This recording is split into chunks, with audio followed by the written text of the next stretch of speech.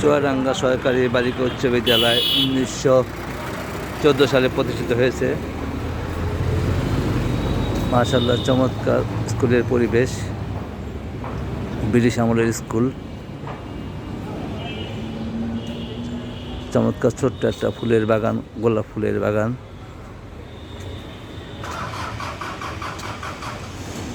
গোলাপ, জবা, রঙ্গন, পাতাবাহার গাছ, বিভিন্ন ফুলের সমাহার।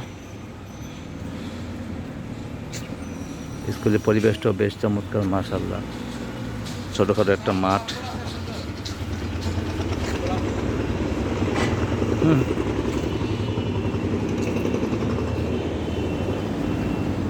চমৎকার সুন্দর গোলাপ ফুল।